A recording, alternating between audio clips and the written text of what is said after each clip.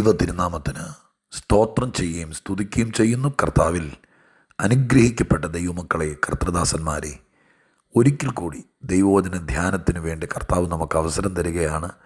ഈ സുന്ദരമായ ദിവസത്തിൻ്റെ പ്രഭാതത്തിൽ ദൈവമായ കർത്താവിൻ്റെ തിരുമുമ്പിൽ ദൈവത്തിൻ്റെ ആലോചന വചനത്തിലൂടെ നിങ്ങളോട് പങ്കുവയ്ക്കാൻ കർത്താവ് എനിക്ക് തരുന്ന കരുണാർദ്രമായ നിമിഷങ്ങൾക്ക് ദൈവത്തോട് ഒരുപാട് ഞാൻ കടപ്പെട്ടിരിക്കയാൽ ദൈവത്തിന് എൻ്റെ ഹൃദയത്തിൻ്റെ ആഴത്തിൽ നിന്ന് സ്തോത്രവും സ്തുതിയും മഹത്വവും പുകഴ്ചയും കരയറ്റിക്കൊണ്ട് വചന കേൾവി ജീവിതത്തിൻ്റെ ഒരു ഭാഗമായി തന്നെ കരുതി എപ്പോഴും വചനത്തിനായി ശ്രദ്ധ കേന്ദ്രീകരിക്കുകയും ദാഹിക്കുകയും കാത്തിരിക്കുകയും ചെയ്യുന്ന എൻ്റെ പ്രിയപ്പെട്ടവർക്ക് ക്രിസ്തുവേശുവിൻ്റെ ധന്യമുള്ള നാമത്തിൽ വിനീതമായ സ്നേഹവന്ദനം അറിയിച്ചുകൊണ്ട് ഇന്നത്തെ ദൈവാലോചനയ്ക്ക് ആധാരമായിരിക്കുന്ന വേദവാക്യം ഉൽപ്പത്തി പുസ്തകം 30-ാം അധ്യായത്തിൻ്റെ 27-ാമത് വാക്യമാണ്.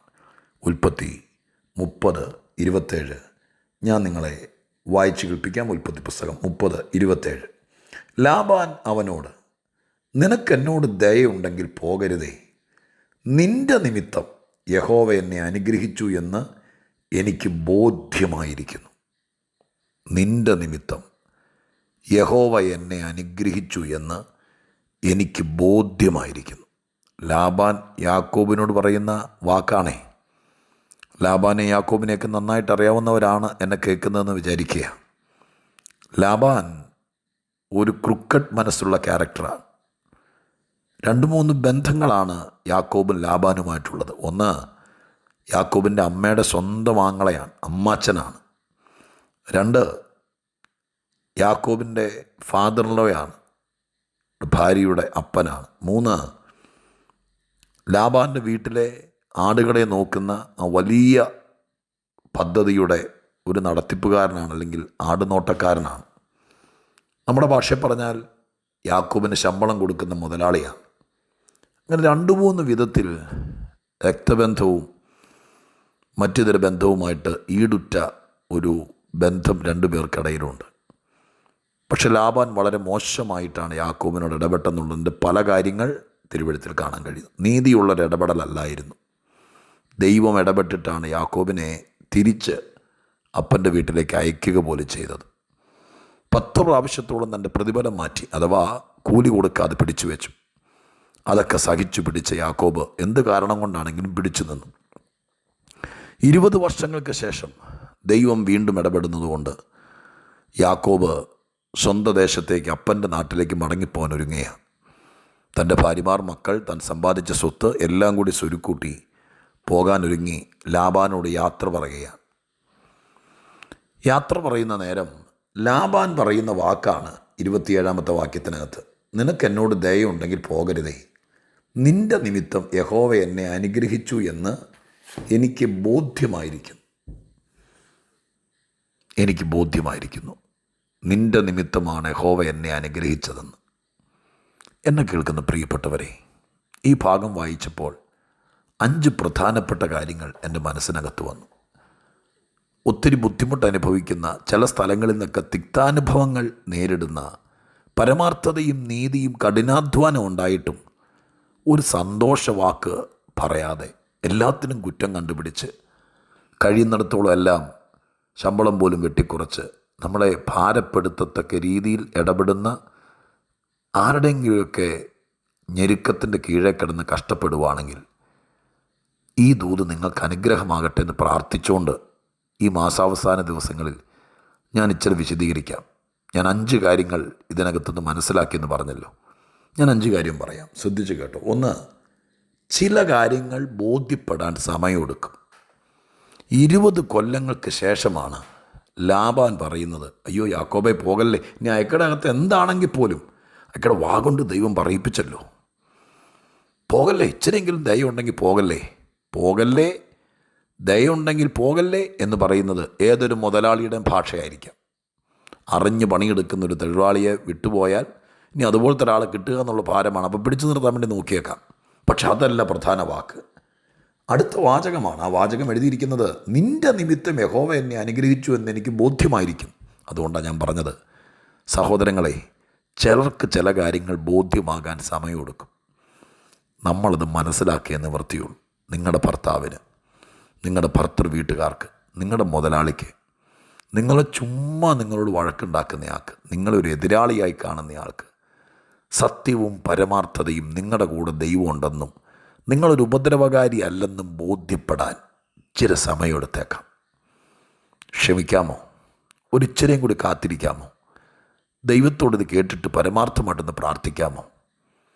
കർത്താവേ, എന്നോട് ചുമ്മാ എപ്പോഴും വഴക്ക് പറയുന്ന, എന്നിലൊരു തൃപ്തിയില്ലാത്ത, എപ്പോഴും വല്ലാത്ത വാക്ക് പറയുന്ന ഇദ്ദേഹത്തിന് ഞാനൊരു പരമാർത്ഥിയാണെന്ന്, എൻ്റെ പക്കൽ ദൈവമുണ്ടെന്ന്, ഞാനൊരു ദ്രോഹം ചെയ്യുന്ന ഒരാളല്ലെന്ന് ദൈവം ഒന്ന് ബോധ്യമാക്കി കൊടുക്കണേ എന്ന് പ്രാർത്ഥിച്ചാൽ, ഒന്നാമത്തെ കാര്യം ഇച്ചിരി താമസിച്ചാലും ബോധ്യമാക്കാൻ ദൈവമായ കർത്താവ് ഇടയാക്കും. രണ്ടാമത്തെ കാര്യം ഞാൻ പറയാം. ഈ വാക്യം വായിച്ചപ്പോൾ, ബോധ്യപ്പെടേണ്ടവർക്ക് ബോധ്യപ്പെട്ടാൽ നിന്നെ തിരിച്ചുവിടാൻ സമ്മതിക്കുകയില്ല, പിരിച്ചുവിടാൻ വേണ്ടി സമ്മതിക്കുകയില്ല. ബോധ്യമായാൽ പിന്നെ നിൻ്റെ ഭാഗത്താണ് റൈറ്റ്, പിന്നെ ഡിമാൻഡ് നിനക്കാണ്.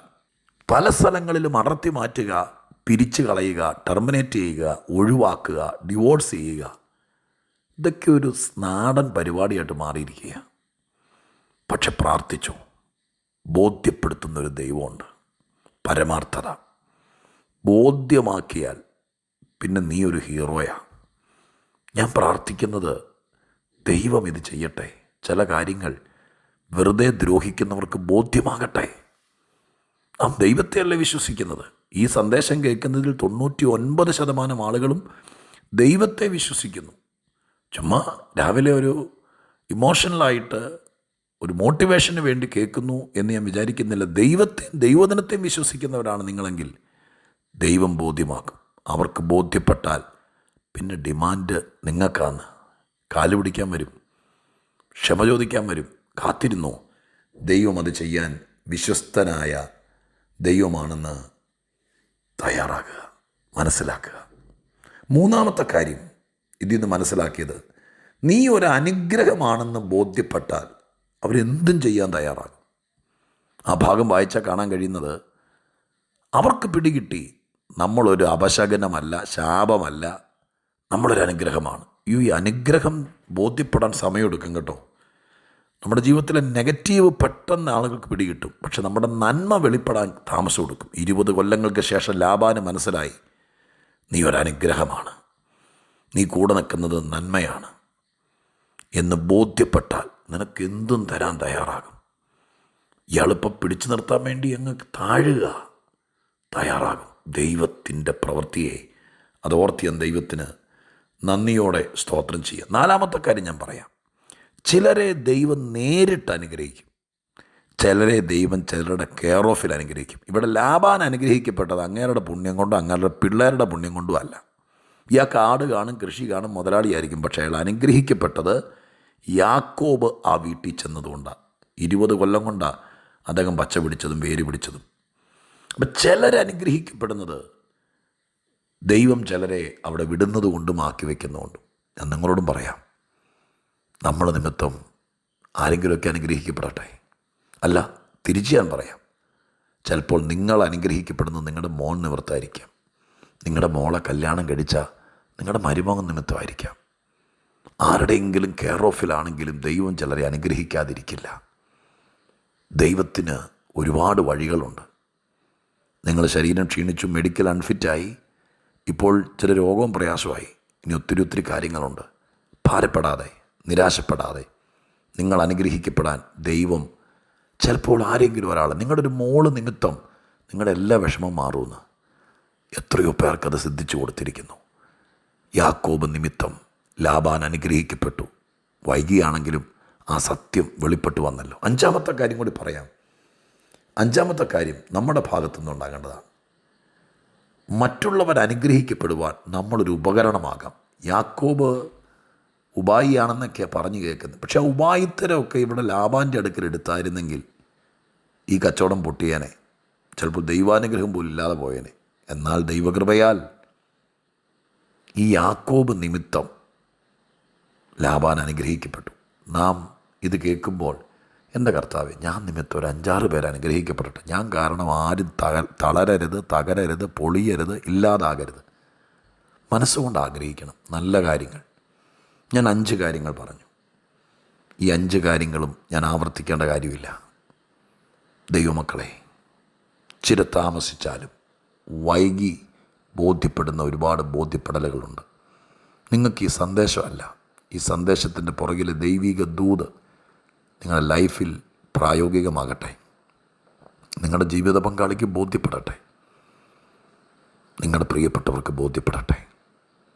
ആ ബോധ്യപ്പെടൽ ഒരനുഗ്രഹമായി തീരട്ടെ. ഞാൻ ആത്മാർത്ഥമായി പ്രാർത്ഥിക്കാം. സ്വർഗം അത് ചെയ്യട്ടെ എന്ന് ദൈവത്തോട് അപേക്ഷിക്കുകയും ചെയ്യാം. പ്രാർത്ഥിക്കാം.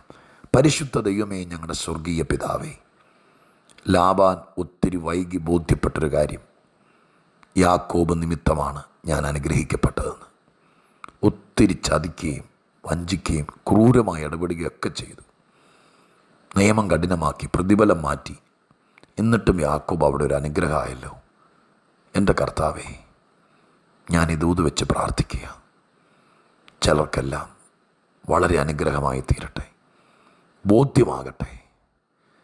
ഞങ്ങൾ നിമിത്തം മറ്റുള്ളവർ അനുഗ്രഹിക്കപ്പെടുകയാണ്. ഈ ഭാരതത്തിലുള്ള എല്ലാവർക്കും ബോധ്യമാകട്ടെ അപ്പ. ഞങ്ങളുടെ കർത്തൃദാസന്മാരും സഭകളൊക്കെ ആ രീതിയിലാണെന്ന് ശത്രു മനോഭാവം മാറിപ്പോട്ടെ. ദൈവം അത് ചെയ്യണം. യേശുവിൻ നാമത്തിൽ പ്രാർത്ഥിക്കുന്നു. കേൾക്കണമേ സ്വർഗീയ പിതാവേ. ആമേൻ.